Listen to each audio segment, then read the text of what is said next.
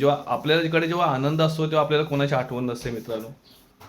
तर जेव्हा मग वाईट वेळेमध्ये आपल्या वाईट परिस्थितीमध्ये आपल्या नातेवाईकांना ह्यांना त्यांना मित्रमंडळींना तसं कोणाला काही नावं ठेवू नका. नमस्कार मंडळी, सर्वांना गुड मॉर्निंग, सर्वांना शुभ सकाळ मित्रांनो. तर सर्व कसे आहेत? मस्त आहेत ना? तर सर्वांनी असे मस्त राहा आमच्यासारखे, खाऊन पिऊन टुनटुनीत. वर्षा आतमध्ये डोसे करते. डोसे म्हणजे वर्षा काय करते तू? आंबोळ्या. आंबोळ्या पातळ असतात, तू जाडे करते म्हणजे डोसे आहेत. तर मित्रांनो बघा, या गोष्टीचा जरा फरक काढून घ्या तुम्ही सुद्धा, मला सांगा. मी जस्ट आता उठलेलो आहे, रात्री उशीर झाला होता. आणि चला पण जाऊया वर्षाकडे काय करते आणि थोडी करूया चर्चा. येस वर्षा मॅडम, कुठे जाते तुम्ही? तर तुम्ही कुठे जाऊ नका. तर वर्षांनी बघा मित्रांनो, या अशा पद्धतीमध्ये बापरे, वर्षा काय पुऱ्या पाडायला आहे की काय एवढं पीठ? नाही मित्रांनो, हा टोप खूप मोठा आहे. मला वाटतं माझ्या हाताच्या जजमेंटने तुम्हाला कळत असेल. बघा मी टच केलंय. सकाळचा नाश्ता. हे बघा, चला सकाळचा नाश्ता काय दिलं परी आयुष्यावर दादा दिलं. हा दादा घेऊन गेले. तर या मित्रांनो, डोश्याची कमी नाही आपल्याकडे, भरपूर डोसे आहेत. मला वाटतं दिवसभर चालतील. आणि हा डोसा जाळा वाटतं वर्षा नाही ना. तर बघा मित्रांनो, असे डोसे आहेत. हे डोसे आहेत ना, आंबोळ्या नाहीत, हे डोसे आहेत. हा आज पातळ आहेत थोडी आपल्याला. पातळच केली, एकदम जाड नको. मग वर्षा काय म्हणतेस? तर या सर्वांनी डोसे खायला. आज डोसा स्पेशल. तर नमस्कार मंडळी, एकदा पुन्हा तुम्हाला सर्वांना पुन्हा एकदा नमस्कार. तर या सर्वांनी डोसे खायला वर्षाने तुम्हाला आमंत्रण केलंच आहे. तर माझ्याकडनं सुद्धा तुम्हाला आमंत्रण नाही की डोसे खायला या, नक्कीच या. तर मित्रांनो, आजचा दिवसभर डोसा आहे, त्यामुळे काही टेन्शन नाही. आणि आपण हा व्हिडिओ लवकरच आपण अपलोड करू. तर मित्रांनो, असं सहज व्हिडिओ केलाय. आपल्याला साईड होती तसं मग काही काम नाही आहे.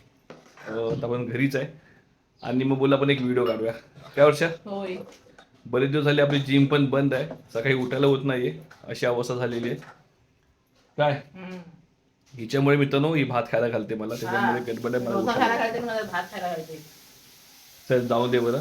आज म्हणजे एक गोष्ट बोलायचं झालं तर मित्रांनो, खरंच एक मला गोष्ट, माझ्या मित्राचा एक शब्द आठवला. माझा एक मित्र होता, तो मला बोलला की चंदू, तू सर्वांना कमेंटवरती रिप्लाय देतोस, सर्वांच्या कमेंटवरती तू उत्तर देतोस, तर हे किती दिवस तू करणार आहेस? हे असं काही करायचं नाही, कारण की तुला जर जास्त कमेंट वाढल्या तर तू त्यांना उत्तर देणार कसं? मला काल त्यांचा शब्द मला आठवला माझ्या मित्राचा, पण त्याला मी बोललो होतो की नाही, जी लोक जी आपल्याला आपलं समजून आपल्याशी बोलतात, आपल्याशी चर्चा करतात, आपल्याला कमेंट करतात, मला तर आता सध्या एवढे मेसेज येत आहेत ना की खरंच मी स्वतः कन्फ्यूज होतो. मी कधी कधी वर्षाला पण म्हणतो की माझं फेसबुक अकाउंट तुझ्याकडे लॉग इन करून ठेव, तू मध्ये मध्ये रिप्लाय देत जा.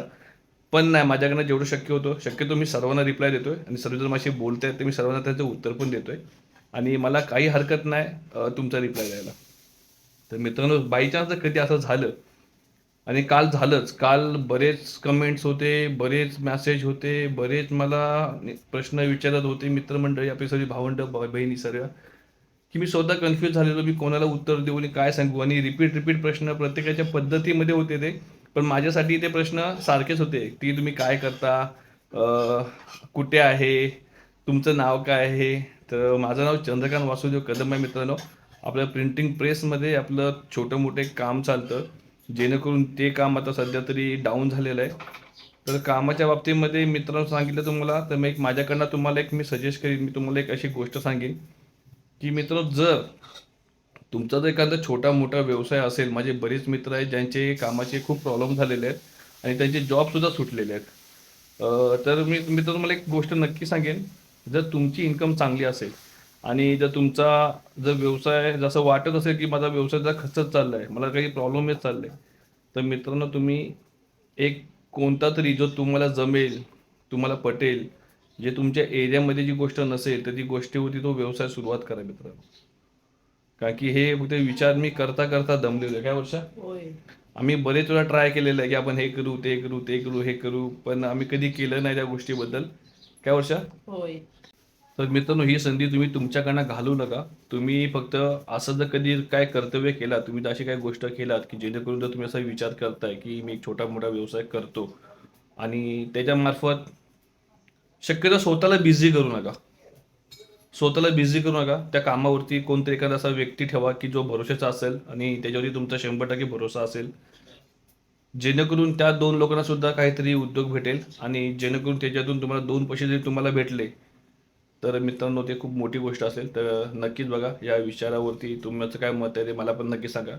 कारण की माझं सुद्धा काम जरा सध्या खचत चाललेलं आहे. तर मला सुद्धा काहीतरी असा विचार करावाच लागेल. पण बघू आता शिमग्याला मी गावी जाणार आहे. तर गावावरनं आल्याच्या नंतरला मग पुढचं काय प्लॅनिंग आहे ते आपण नंतरला बघू मग. काय वर्षा? होय. तर बाकी टेन्शन प्रॉब्लेम हे सर्व येत असतात. तर काही नाही. याला त्याला त्याला ह्याला मी अजून एक गोष्ट मी तर तुम्हाला मला नक्कीच बोलायचं आहे की आपण बरेच वेळा अशा काही गोष्टी करतो की जेणेकरून आपण आपल्या नातेवाईकांना आपल्या मित्रमंडळींना आपण त्यांना नावं ठेवत असतो. असे बरेच व्हिडिओ तुम्ही सुद्धा पाहिले असाल. तर मला मित्रांनो कोणी वाईट वाटून घेऊ नका. ज्यांनी कोणी असं म्हटलं असेल त्यांच्याबद्दल मी असं बोलत नाही. पण मला फक्त एवढं वाटतं की हे आपलं आयुष्य आपलं आहे. हे आयुष्य आपलं आहे. हे जीवन आपलं आहे. जर आपण श्वास घेतोय तर आपण जिवंत आहे. जर आपले श्वास बंद झाले तर समजायचं आपलं हे आयुष्य संपलं म्हणून. तर मित्रांनो हे अडचणी आपल्या आहे. जेव्हा आपल्याकडे जेव्हा आनंद असतो तेव्हा आपल्याला कोणाची आठवण नसते मित्रांनो. तर जेव्हा मग वाईट वेळेमध्ये आपल्या वाईट परिस्थितीमध्ये आपल्या नातेवाईकांना ह्यांना त्यांना मित्रमंडळींना तसं कोणाला काही नावं ठेवू नका. माझं सुद्धा खूप मित्रमंडळी खूप मोठा परिवार आहे. तर माझ्या आईच्या वेळेस सर्व मित्र कोणाला सांगावं लागलं नाही. काय वर्षा? होय. ते पण लॉकडाऊनमध्ये माझ्या आईची अशी वाईट घटना घडली होती मित्रांनो. पण सर्वजण एकत्र होते माझ्यासाठी. त्यावेळेस 25 लोक फक्त अलाव होते. चौघांचा ग्रुपच्या वरती जर चौकात पण उभे असेल तरी सुद्धा त्यांना मारहाण होती. पण माझ्या वेळेस नाही. कुठल्या मित्रांनी कोणी कोणाची काही काळजी केली नाही. पण माझ्या आईसाठी किंवा आमच्यासाठी आमच्या कुटुंबासाठी माझी सर्व मित्रमंडळी एकत्र होती. रात्री 12 वाजेपर्यंत तरी ते होते. सर्व घर आमचं भरलेलं पूर्ण बाहेरपासून. पूर्ण घर भरलेलं मित्रांनो, पूर्ण हॉस्पिटल भरलं होतं, पूर्ण स्मशान भूमी भरली होती. तर मी त्या सर्वांचे उपकार कधी विसरणार. आणि मित्रांनो एक गोष्ट असं असतं की जर तुम्हाला जर कोणी मदत करते आणि ती जर तुम्ही जर त्याला परत करत असाल तर याचा अर्थ असा नाही झाला की तुम्ही त्याचे उपकार फेडलात. एक लक्षात घ्या, ज्यावेळेस ज्यांनी तुम्हाला मदत केली आहे, ज्यांनी तुमच्यावरती उपकार केले, त्यांनी केले म्हणून तुम्ही पुढचे दिवस पाहताय हे विसरू नका. हे असं माझं मत आहे. बाकी तुम्हाला कसं वाटतंय ते तुम्ही बघा मित्रांनो.